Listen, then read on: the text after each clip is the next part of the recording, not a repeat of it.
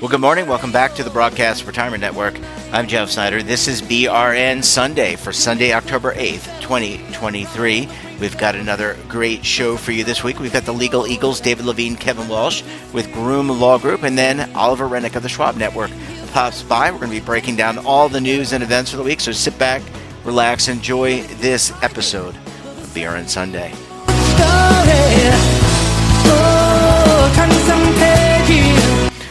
Well, it's time to kick off the show with a look at what's happening on Capitol Hill. And look, there's a lot of tumult going on. We're not going to talk about the politics, but we are going to talk about regulation, legislation, litigation, arbitration, a lot more. Joining us on the line, you know them as the Legal Eagles, but they're also known as David Levine, Kevin Walsh.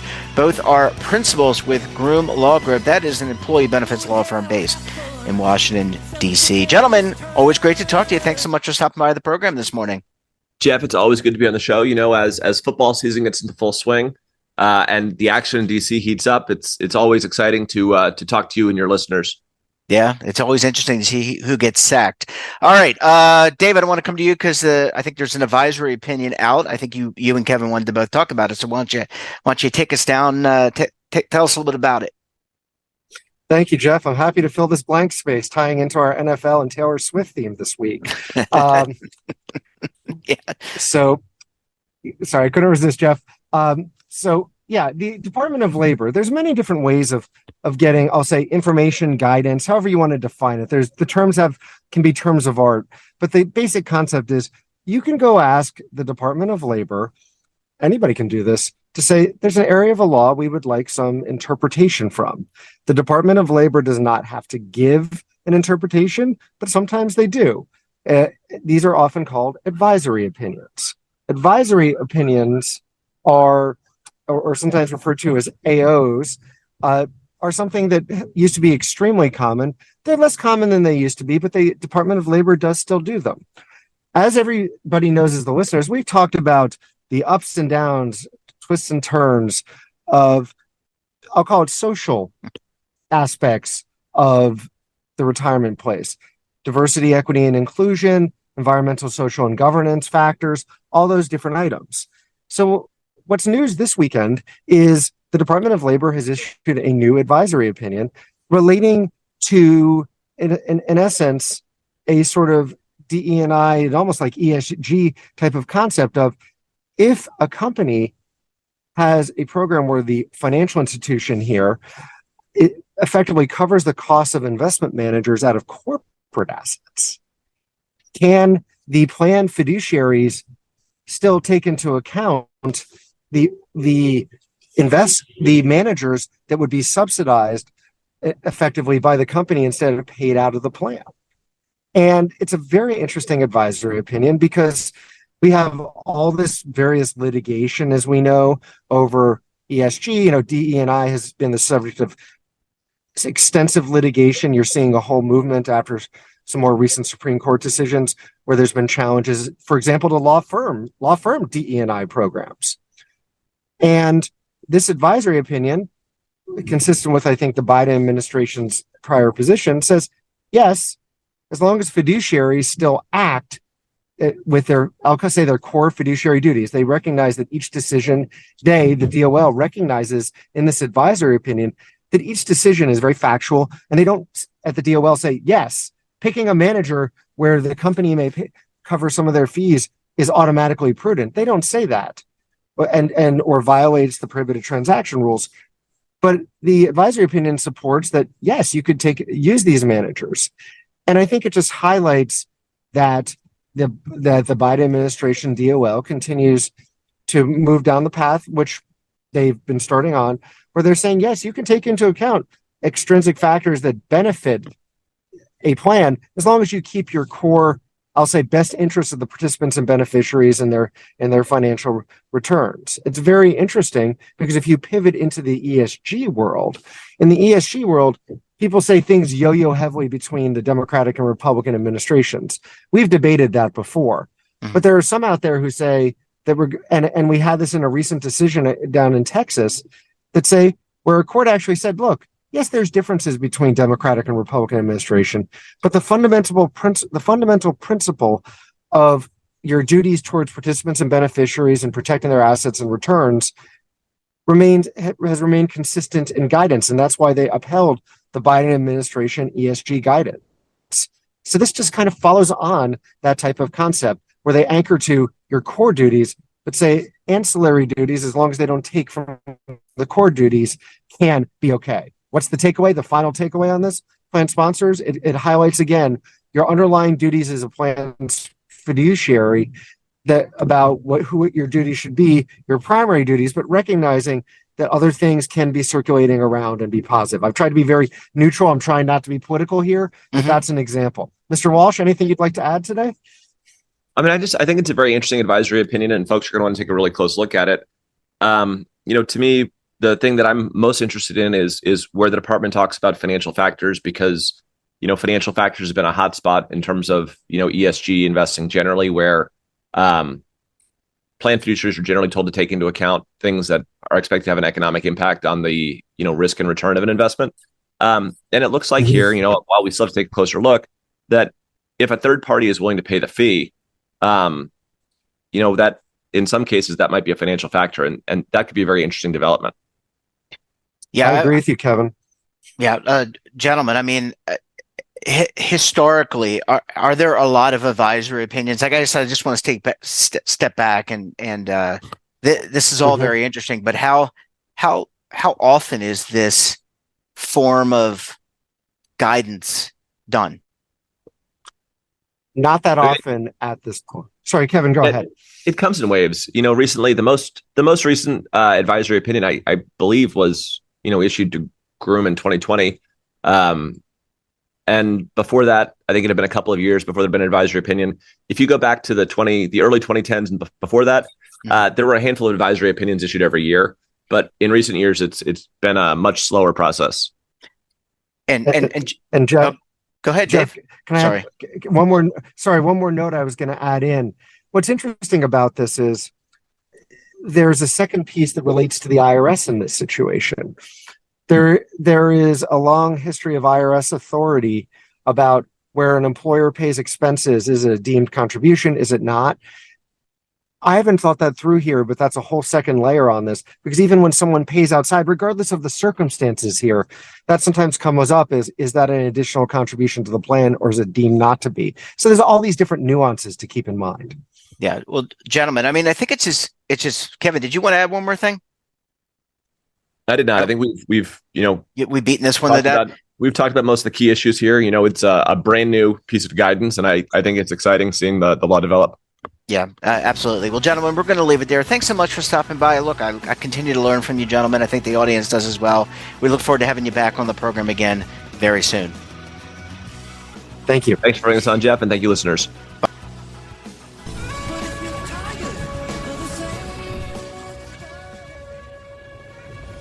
Imagine a new television network that will make you richer, healthier, and in control of your financial future.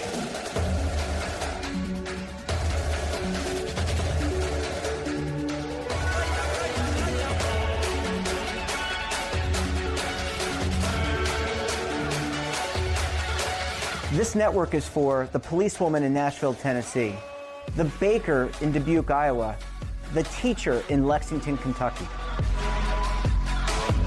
We want to make the idea of savings and retirement culturally relevant.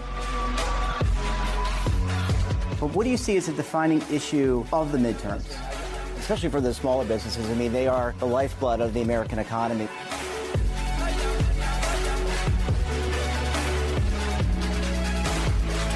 Featuring exclusive interviews, current affairs, and docuseries. 33 years old, you retired early. The philosophy is money only matters if it helps you live a life that you love. But you got to start thinking about retirement as soon as you get in.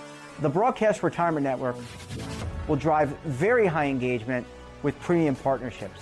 So this isn't retirement and savings for your parents or grandparents. This is for all Americans. And we're going to change the way you think about money.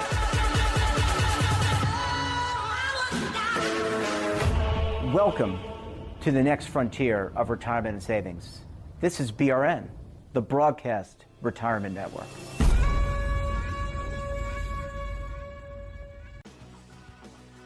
Welcome back, and now it's time to break down markets. Joining us on the line, he's the lead anchor for the Schwab Network. I almost said the wrong network, Oliver. Oliver Rennick of the Schwab Network. Did you hear that, Oliver? I almost said it, but I didn't. Perfect.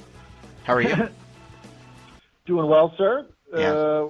Short week for me after being in California for our Market Drive event, but it was a busy second half of the week, so plenty to talk about. All right. Well, before we get to that, tell us about the Market Drive event. What were some of the presentations, questions? I want to kind of explain this to our audience and what you guys kind of covered. Oh, yeah. Tell us about it. No, it was really good. These are opportunities once every quarter or so, roughly, to connect with the viewers and clients to talk about what's happening in markets. And this was based in Santa Clara, so it was basically right in the heart of Silicon Valley, and a bunch of traders and investors and technicians and engineers and software programmers whose day job is very much tech connected, but are also very engaged in markets. So it was a really rewarding experience to meet everybody and talk about really sort of how to approach markets when your wealth is very much tied to technology. And even though that is particularly a strong subject there, it really is something that most investors and people who have 401ks should generally be thinking about, given the way the stock market skewed so powerfully asymmetrically towards technology that essentially everyone who's long stocks has a lot of their wealth in their stock wealth tied to tech. So we talked about when and how to think about hedging that, when not to, and a lot of that conversation is now very timely because the economy continues to beat expectations, and that's generally a good thing. And we're going to figure out how the market responds to that, as the picture is complicated, but should be significantly better than a year ago.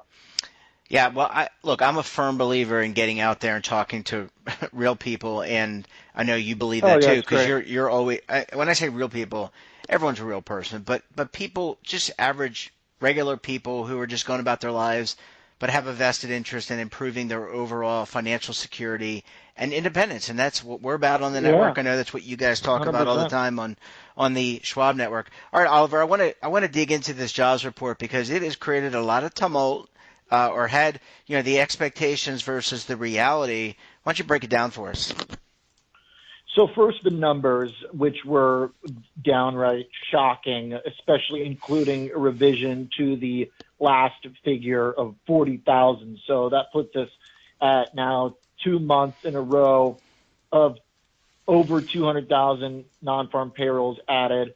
And this month's print of 336 is just incredible. It fits very much into what I've described as the trampoline landing. That's the thesis I've been using now for much of this year, which is basically instead of a hard landing and instead of soft landing, we get at least one good bounce, as we discovered that some of the stimulative effects of COVID and the past year of continued fiscal spending are helping support the economy. And also some credit due absolutely to the Fed for being able to navigate a pretty nasty storm, and inflation coming down, still quite high, still elevated, still problematic, but coming down without destroying the economy in a way that most felt was unavoidable. So that's really the point that this jobs number hammers home. I mean, to print back-to-back numbers like this, our jobless claims were also still solid this week, and our services data are still in expansionary mode, very firm. Even the non-services activity in the U.S. is also very firm. So it is just continuing to shock pretty much everyone's framework for what the economy should look like right now. And my focus has been in discerning the bond market's interpretation of all this. So I can get into some detail there, But the short answer is basically we should all be rooting for better than expected economic outcomes. The stock market has not quite demonstrated that it wants better than expected outcomes. Much of the rally the past year still was tied to the notion of a slowing economy and a supportive Fed and very high stock valuations. So because those valuations got so high, it's not obvious that these good economic data will translate into good stock gains. But my analysis of the bond market does suggest that it should be a better environment for stocks than it was a year ago. Well, I want to know who's betting against the U.S. economy, because I don't think anybody who really cares about this country is going to get bet against the U.S. economy. Maybe there are some foreign investors or maybe people who maybe just want to take the other side of a trade. Oliver, let's talk about the bond market. You brought it up, something we talked about with Jane King over at the NASDAQ on Saturday morning's program. Kind of got ripped into a little bit recently. And also I want you to bring in the U.S. Treasuries, because that's an important component of that fixed income conversation. Yeah, and that's really all I'm focusing on, because the corporate bond part of the fixed income market is very placid right now.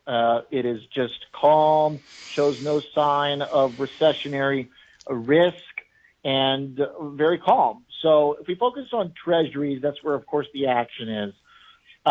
There's a few important things to know, which is that yields are going higher, number one, because of that trampoline landing and the bounce back we're getting in the economy. But yields are going higher in a very different fashion than they were a year ago. A year ago, and just throughout all of basically 2022, the bear market for stocks, yields were going higher on both the short and the long end because the Fed was basically forcing them by hiking very aggressively. And so the short end was moving much faster than the long end, and that was creating yield curve inversion. Historically, since 1970, the bond market analysis that most watch with a fair amount of credulity and appreciation is that the yield curve inverts ahead of a recession and then uninverts as the recession takes hold because the Fed is forced to cut. So with that said, coming into this year, after last year's inversion, the expectation was that the Fed was going to have to cut. This became especially apparent during the regional bank flare-up in the spring, and markets started pricing in Fed cuts. The yield curve then started to steepen by way of bull steepening, which means yields were going down, but the curve was steepening because the short end was going down very quickly on the basis of rate cuts. Fast forward 7 months. There are no rate cuts because our economy has proven stronger than expected. Instead, rate cuts are getting priced out, but so are rate hikes. This is basically the higher for longer regime that we're settling into right now, and it's creating a type of bond yield curve that is very different than what we had last year. It's actually the opposite. So even though yields are going up on the long end, which is catching everyone's attention, under the surface, it's a completely different message. And if you look back over the last roughly 50 years, you don't yield curve steepen the way we are right now, which is called a bear steepener, into recessions. You maybe get moments of bear steepeners, which means long bonds are selling off faster than short bonds. So the long yields are rising more quickly than the short end. That's creating this bear steepening. That is not what happens in the recession. There might be moments of it, but ultimately what happens before recession is we go back to flatteners and inversions of curves because the Fed has to cut to save the economy. So right now, the bond market is sending a very unusual and very encouraging message about our potential to rebound out of a flirtation with recession in the last year.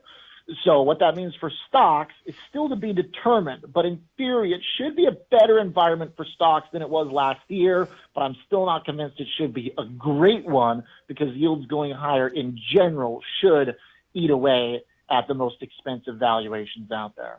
So, Oliver, that begs the question, the Fed, and I want to go back to just tying it all together. in that the first question about the job market, job market producing nearly double what's expected. Not exactly, but close to it. Does the market expect, or do we expect as investors to see one more interest rate hike this year? Well, that's where stocks are finding quite a bit of confidence today, because the odds of a hike did go up, but they are still below 50%. It's roughly at 40% right now. Mm-hmm. So it's a very good question to bring it home, because if the Fed does end up hiking again this year, you're more likely to see yield curve inversion and flattening again, which is what stocks really, really hate. So right now, the market is trying to interpret the bond market sell-off as a good thing, and it probably is, but there's not a lot of history behind it, and there is still a possibility the Fed might have to act to fight inflation. So we're by no means out of the woods, but the message should be that the economy is much more resilient than everybody thought, and at the end of the day, that is a good thing, regardless whether or not it leads to higher stock prices in the immediate term. Well, folks, you can catch them on the Schwab Network. That's located at schwabnetwork.com. But you know what? It's also available on the go, in platform, and online. Oliver Rennick, always a pleasure talking to you. Thanks so much for stopping by the program. So succinct, great analysis. Enjoy the rest of your weekend. Thank you very much. Bye-bye. And that wraps up this episode of BRN Sunday. Have a topic of interest, someone you think we should talk to? Then drop us a line, and don't forget, for all the latest curated news in lifestyle, wellness, finance, tech, so much more in all in one place, check out today's edition of our daily newsletter, The Morning Pulse. Want to search our archives, check out our latest content? Then visit our website. We're back again tomorrow with another edition of BRN AM of a very special guest. Until then, I'm Jeff Snyder. Stay safe, keep on saving, and don't forget, roll with the changes.